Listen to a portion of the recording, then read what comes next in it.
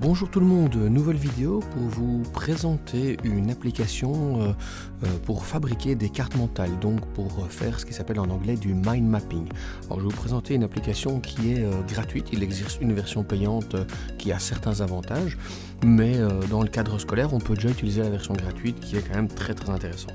Donc on va se rendre sur l'iPad, c'est une application qui ne fonctionne que sur l'iPad, on va se rendre sur l'App Store et on va aller dans la recherche. Et en fait, cette application s'appelle Kidspiration et on va prendre Kidspiration Maps Lite. Donc la version Lite, c'est la version gratuite. Si j'appuie dessus, on vous fait une petite présentation.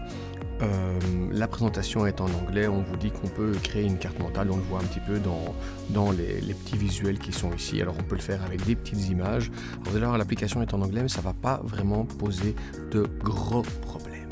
Donc on télécharge vite fait cette application, ça prend quelques instants et puis on l'ouvrira ensemble pour découvrir tous les avantages.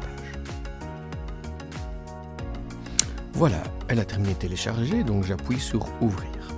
Quand on appuie sur ouvrir, on arrive dans cette interface. Donc on voit les petits mots sont en anglais mais sont pas franchement compliqués à utiliser. Donc du côté gauche vous avez Create Diagram, c'est pour créer une nouvelle carte mentale. Du côté droit on a Open Document, c'est pour réouvrir une carte mentale qu'on a déjà créée. Et puis vous avez d'autres petites activités en dessous pour écrire, lire et écrire, étudier les sciences sociales, étudier les sciences, étudier les mathématiques. Et en plein milieu on peut créer un super groupe, là je n'ai pas encore été voir exactement ce que c'est. Donc on va créer un nouveau diagramme, on appuie sur Create Diagram. Quand on appuie là-dessus, on a en premier lieu le clavier qui arrive et il vous propose une première bulle où il vous propose l'idée principale, la main ID, donc c'est en anglais. Moi ce que je propose à mes élèves pour éviter les distractions, c'est de fermer les petites images qui sont là, qui sont très intéressantes, il faut leur proposer d'aller faire un tour après. Pour fermer ça, on appuie sur le petit cadre blanc entouré d'orange. En appuyant là-dessus, ça disparaît. Donc voilà, si on décide de faire une carte mentale pour se présenter, on va simplement sélectionner le mot Main ID et on va l'effacer. On va simplement le sélectionner en bleu et puis on va écrire à la place son prénom et son nom de famille. Donc là, je parle pour moi. Si avec ces deux doigts on veut agrandir la case, on peut le faire aussi. On peut déplacer la case sans problème sur la feuille. Et j'ai aussi la possibilité de créer une nouvelle petite case. Je peux choisir où je la mets. Donc là, si je la mets à droite, je peux la déposer comme ça. Si par maladresse, j'appuie deux fois sur l'écran blanc et que je fais apparaître une nouvelle case, c'est pas un souci. J'ai plusieurs solutions pour remédier à la situation. Je peux sélectionner ma case, appuyer sur la poubelle pour la jeter.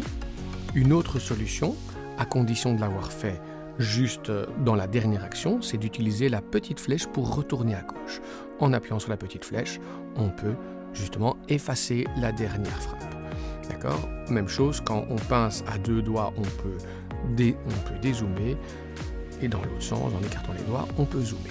Alors imaginons qu'on va créer, j'ai fait ça avec mes élèves, une petite carte mentale où on va présenter ses hobbies par exemple. Voilà. On pourrait très bien, après, rajouter des petites cases et mettre des hobbies qu'on a. Et les rajouter au fur et à mesure. Il y a même le correcteur d'orthographe instantané qui vous propose des solutions. Quand on a ajouté comme ça différentes petites choses,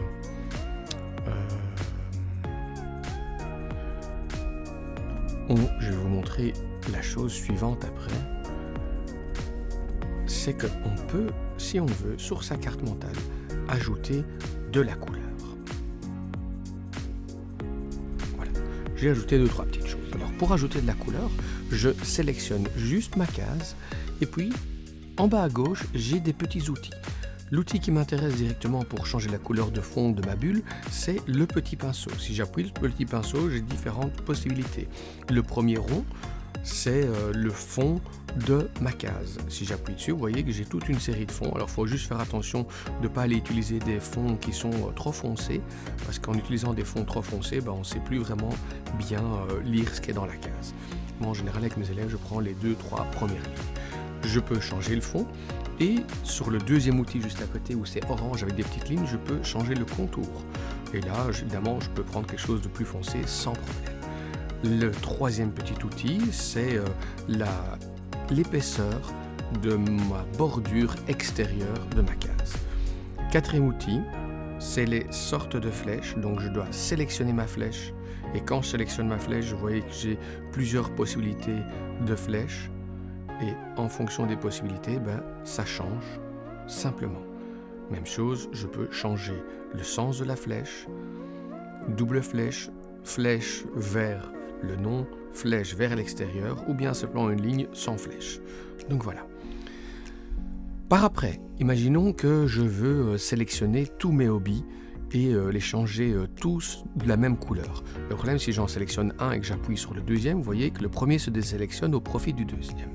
Alors ce qu'on peut faire, en haut vers la gauche, on a un petit outil avec 3 points verts. En appuyant dessus, on peut activer la sélection multiple selection. Je l'active, vous voyez que j'ai un rond qui se matérialise auto pour me dire que ma sélection multiple est activée. Du coup, je peux appuyer sur plusieurs éléments en même temps et je peux aller les changer très simplement. Change la couleur de fond et puis je pourrai aller changer le contour. Si je veux désélectionner ceci, j'appuie simplement dans la partie blanche, ça se désélectionne et puis je peux aller sélectionner une autre partie de ma carte mentale pour appliquer un autre filtre de couleur. Voilà, j'ai d'autres petits outils juste à côté, si je les repasse en revue, donc si je veux fermer mon pinceau, je réappuie sur le pinceau. Le premier, c'est pour changer la couleur de fond de ma carte mentale. Là, le fond a changé de couleur. Le petit rectangle à côté, c'est pour la texture de ma carte mentale. Alors la texture, on la voit pas spécialement bien à l'écran, mais quand vous êtes face à votre iPad, vous en rendez bien compte. Le petit T, c'est si je sélectionne une case, je pourrais éventuellement changer la police d'écriture. Je pourrais changer la taille de la police. Et là, ça a disparu parce que c'est beaucoup trop grand. Je pourrais, en appuyant là, j'ai mon écriture qui est plus en gras. Là, si je sélectionne, j'ai mon écriture qui sera un peu différente. Et là, je peux choisir la couleur de mon écriture. Je ferme le petit T, le petit pinceau, nous l'avons vu. Le petit micro, on a la possibilité d'enregistrer une petite note et de la réécouter par après. Et le petit cadenas, si je verrouille le cadenas, ma case ne sera plus bougée. Si je déverrouille le cadenas, je peux bouger ma case et réorienter certaines parties. Voilà, quand j'ai trop zoomé sur ma carte mentale, je peux pincer mes doigts vers le centre, lâcher, et la carte mentale va prendre la place qu'il a exactement dans la fenêtre. Si je veux sortir de ma carte mentale pour aller en recréer une autre, j'appuie sur le petit personnage en haut à gauche et j'ai la possibilité, petite pub évidemment qui me propose de faire un upgrade, de passer à la version payante. Je peux en refaire une nouvelle ou je peux simplement aller réouvrir le document que j'ai fait. Donc je vais aller dans Open Document et je vais rouvrir ma carte mentale. J'ai encore d'autres petits outils ici à l'écran.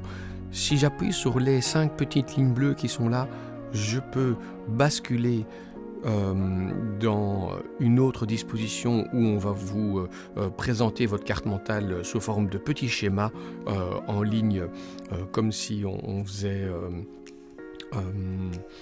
une présentation par puce avec différents niveaux. Si je réappuie après sur le petit endroit où j'ai la carte mentale, donc les petites bulles et le petit rectangle et l'autre petite bulle en dessous, je rebascule sur le mode carte mentale. le petit tableau, je vous l'ai expliqué au tout début. Si j'appuie dessus, c'est pour faire apparaître des images et je peux simplement tapoter une double fois sur une image et je peux rajouter une image, l'agrandir à souhait.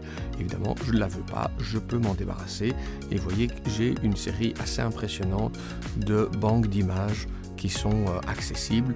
Je peux même utiliser la caméra si je veux et je peux même utiliser les photos qui se trouvent dans mon iPad. J'ai la possibilité de changer le titre de ma carte mentale ici et de rajouter quelque chose ou carrément d'enlever et de mettre un autre titre. Le petit bouton partager, alors celui-ci est restreint dans la version gratuite. On sait juste envoyer la carte mentale par mail éventuellement, avec un petit contrôle parental ici, on vous demande d'appuyer un certain nombre de secondes sur un nombre. Si on rate, on a la possibilité d'avoir 3 essais, puis on peut recommencer si on veut. On peut aussi l'imprimer. Et puis là c'est les petites flèches pour revenir en arrière, aller en avant. La petite poubelle quand on sélectionne quelque chose, éventuellement pour la jeter. La petite clé qui est là, c'est pour changer certains paramètres. Alors moi, c'est ce que j'ai expliqué à mes élèves. Quand on veut d'abord essayer une application, autant prendre l'application gratuite. Alors vous allez me dire, on ne sait pas partager facilement en PDF ou en image. Alors on peut très bien contourner le problème et faire ce qui s'appelle une capture d'écran en appuyant sur les boutons en fonction de la version de votre iPad. Si je fais une capture d'écran, ma petite capture apparaît ici en tout petit et je peux faire une petite chose pour ne pas avoir tout l'interface. Je peux redimensionner ma fenêtre. Comme ça, en fait, je vais supprimer une partie du design qui ne m'intéresse pas et je recentre ma carte de cette manière-là. Après ça, libre à moi de la partager comme j'ai l'habitude de partager les éléments qui se trouvent dans ma tablette. Donc je pourrais très bien le faire par AirDrop, par mail, l'enregistrer dans fichier, je pourrais sans problème après l'enregistrer en tant que photo si j'en ai besoin éventuellement aussi.